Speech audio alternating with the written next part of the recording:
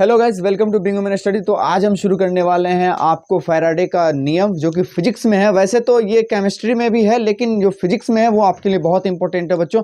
तो अच्छे से समझिए, फर्स्ट एंड सेकंड दोनों लॉ के बारे में आज हम जानेंगे।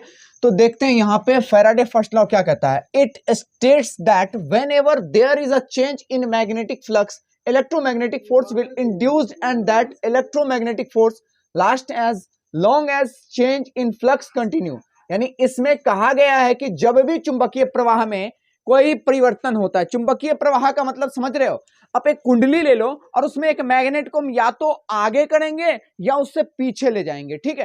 तो तभी हम उसके अंदर में गैल्वेनोमीटर में विक्षेपन देखने को मिलेगा। अगर हम कुंडली को एक जगह रखें और मैग्नेट को एक ही जगह रखेंगे तो कोई फर्क पड़ने वाला है नहीं।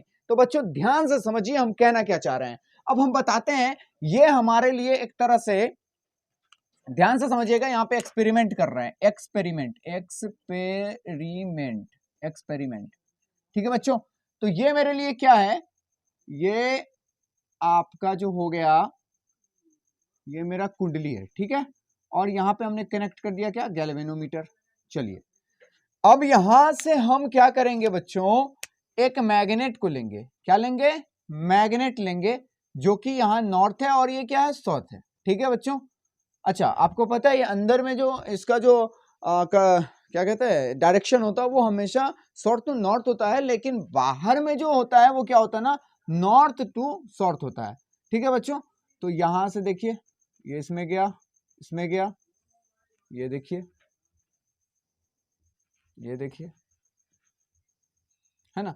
यानी नॉर्थ से क्या होता है ना, बाहरी बल जो कार्य करता है वो क्या है कि नॉर्थ टू साउथ काम करता है।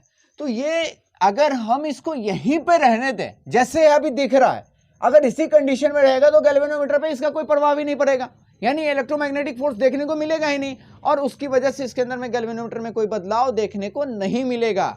तो समझिए, या तो हम इसको आगे ले जाएंगे या हम इसको पीछे करेंगे, तभी इसमें हमको गैल्वेनोमीटर में विक्षेपन देखने को मिलेगा। अब हम कहना क्या चाह रहे हैं आप समझिए। अपने प्रैक्टिकल, अपने लाइफ में जो प्रैक्टिकल हम करते हैं उसमें आप 10 मीटर के पिच पे बॉलिंग करते हो तो उसका स्पीड बहुत ज्यादा होता है, और 22 मीटर पे करोगे, 24-25 मीटर पे करोगे, उसका स्पीड थोड़ा उससे कम हो जाता है, क्योंकि जितना दूर आप फेंकोगे उतना स्लो हो जाएगा, ठीक है।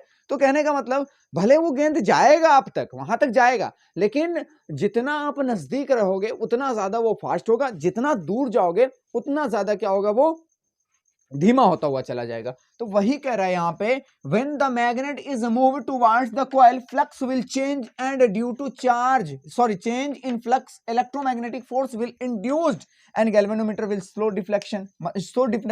मतलब जब चुंबक को कुंडली की ओर ले जाया जाता है तो फ्लक्स बदल जाएगा, और फ्लक्स में परिवर्तन के कारण विद्युत चुंबकीय बल प्रेरित करेगा और गैल्वेनोमीटर विक्षेपन दिखाएगा।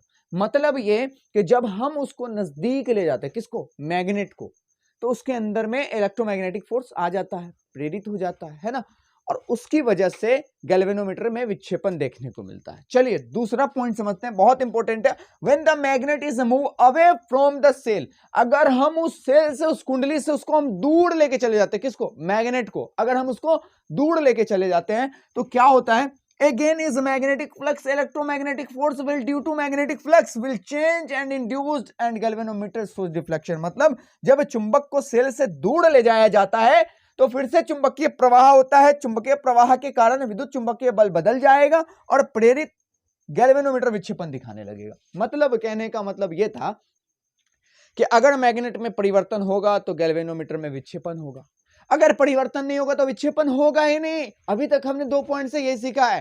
थर्ड पॉइंट क्या कर रहा है, इसको भी हम जरा अच्छे से देखना चाहेंगे।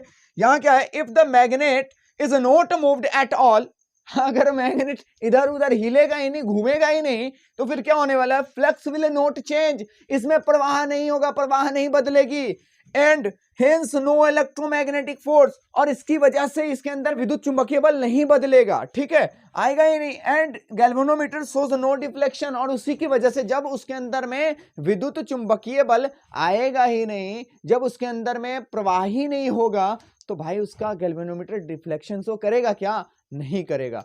तो इसलिए आप समझ गए होंगे कि अगर अगर हम मैग्नेट को वहीं पे रखे रहें, छोड़ दें, उसके अंदर में कोई परिवर्तन नहीं करे, कुंडली से कोई उसमें चेंजेस नहीं करे, तो क्या होगा, उसके अंदर में गैल्वेनोमीटर के अंदर में चेंज उसका देखने को नहीं मिलेगा। तो फैराडे का फर्स्ट नियम उम्मीद करते हैं कि आप सबको समझ में आया होगा। अगर नहीं समझ में आया तो प्लीज एक बार फिर से हम आपको रिपीट करा देते हैं। पहला फैराडे क्या कहता है कि अगर एक मैग्नेट हमने लिया, बढ़िया से समझिएगा, ये मान लो ये मैग्नेट है और ये कुंडली है। अगर हम इस कुंडली के पास मैग्नेट को ऐसे लेकर के ऐसे आए तो क्या हो रहा है, परिवर्तन हो रहा है, यानी बदलाव हो रहा है, चेंज हो रहा है।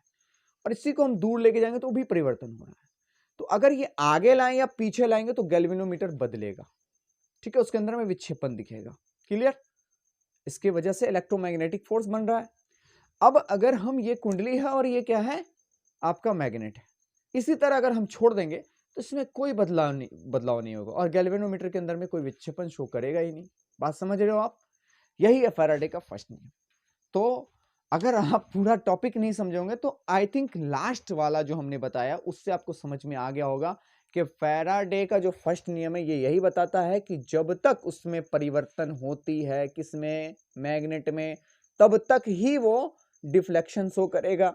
अगर परिवर्तन की दर खत्म हो जाए तो क्या होगा, डिफ्लेक्शन होना बंद हो जाएगा। तो उम्मीद करते हैं आपको समझ में आया होगा। तो नेक्स्ट वीडियो में हम लेके आएंगे फैराडे का सेकेंड लॉ।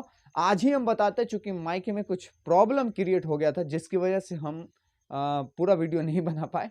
तो प्लीज सेकंड वीडियो का इंतजार कीजिए। Thank you for watching my video. और अच्छा लगे तो प्लीज सब्सक्राइब कीजिए और कमेंट भी कीजिए ताकि हमारा और भी ज्यादा मोटिवेशन बनता रहे।